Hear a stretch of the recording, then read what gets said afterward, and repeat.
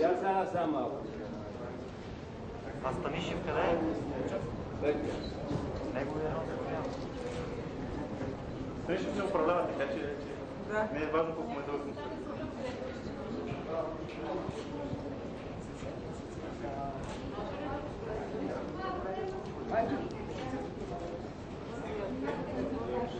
Може ли да бъде никого да Ден на гет. Както тази купа, така всички мисли ще им увеличава Олицетворение на политиката на гет.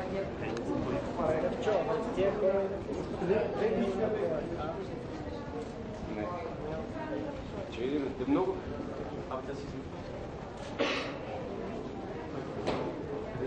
Може ли да ви питам, откъде сте, какви сте? Ние сме от Младежкото обединение на БСП София и правим тази акция. Искам да поздравим управляващите с деня на 1 април, ден на ГЕРБ. Ден на лъжата, да. И искаме да подарим на Цецка Цачева тази кукла, която символизира лъжата. И както на тази купи расте носа, когато лъжи, така и на министрите започва да им расте носа. И още на цялата политика на управляващите. Само на управляващите? Ами то управляващите се важи, защото от тях зависи управлението на държавата. Другите и да лъжат, няма толкова ефект. Това не ви ли дойде на къла преди 2 години и за вашите хора да нещо подобно да направите? Сега буквално така че. А тогава не беше. Цветан Цветанов, чакаме Цветан Цветанов. На лъжата мандатът е къс, сега там отиват младите отряди на БСП да се опитат да връчат нещо на господин Цветанов. Пинокио е Както го направихте миналия път. Да, и отиваме там на...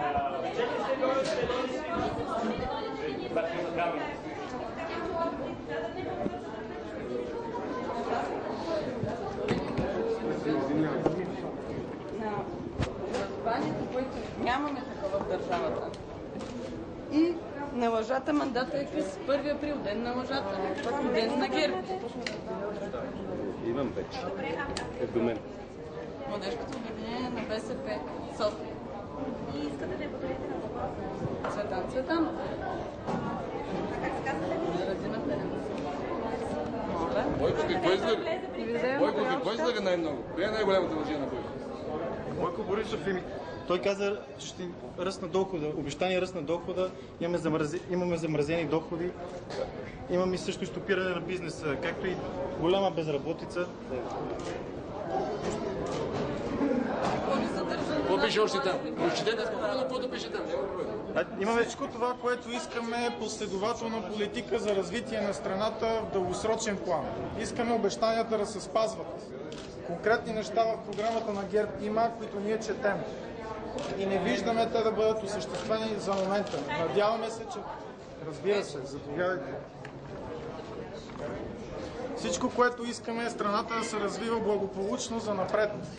Ние се грижим и искаме страната ни да бъде красива, уредена. И да се... В сравнение с когато и да е било. Ние гледаме бъдещето. Ние сме млади. За нас миналото вече е Искаме да остане в България. Факт е, че цялото управление се базира само единствено на лъжи. И на популистки обещания.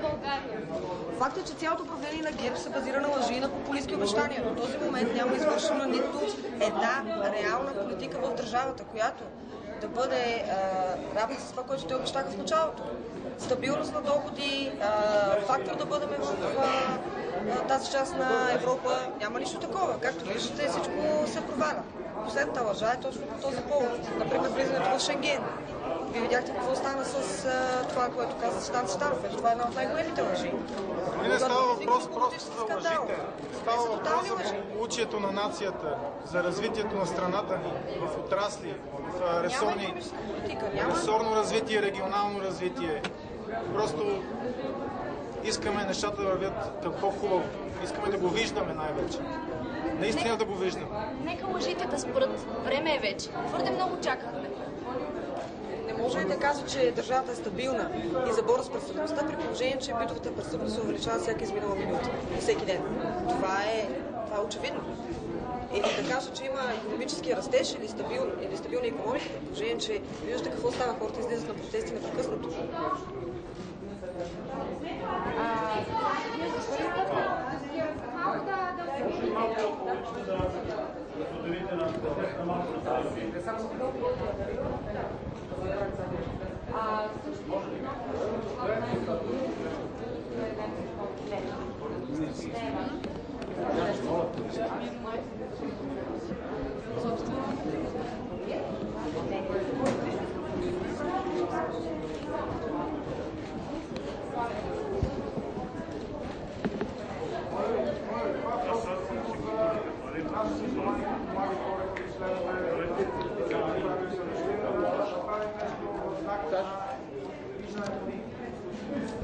Да, искаме да видим още нещата, които са обещани, които се казват. Ние чакаме тази виждаме първите данни.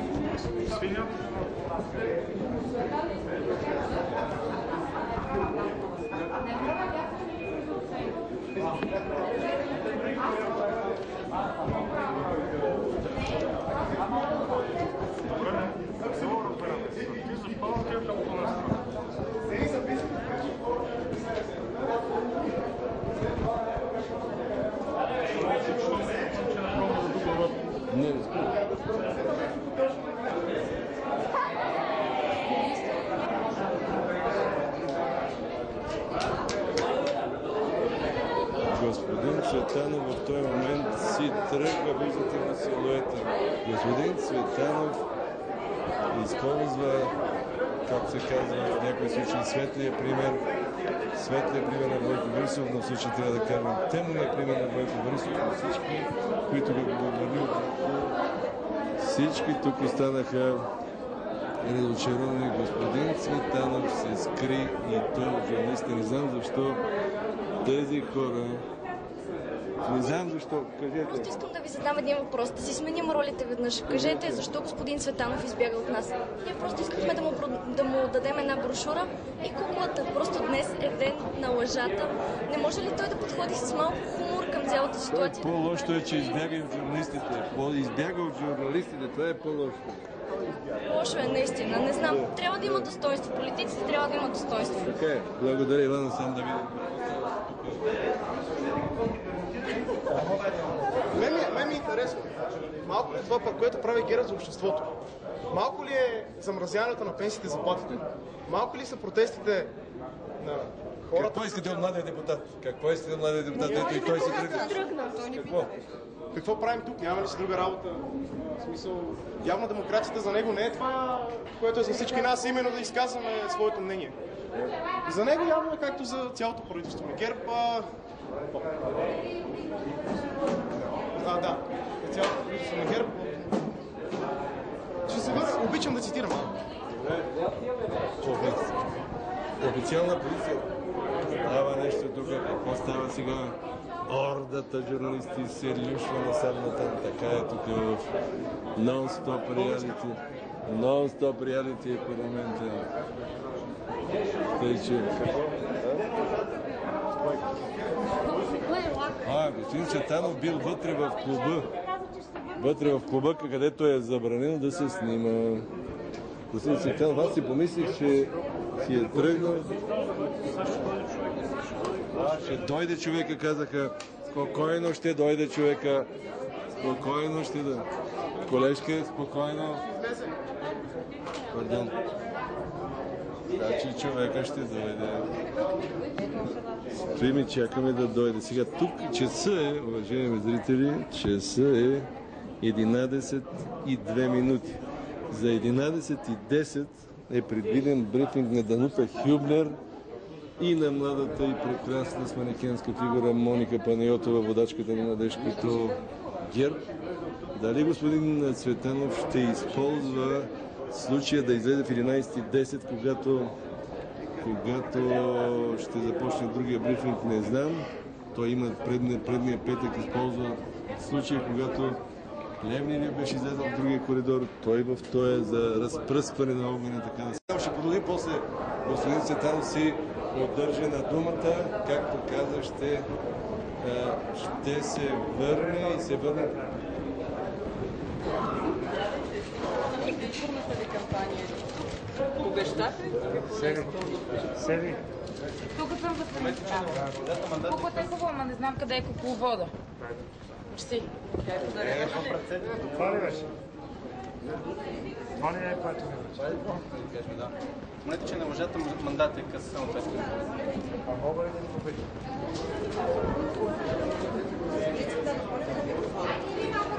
Господин Цветанов каза, мога ли да ви попитам нещо? Сега ще питам нещо. Младите командоси от БСП.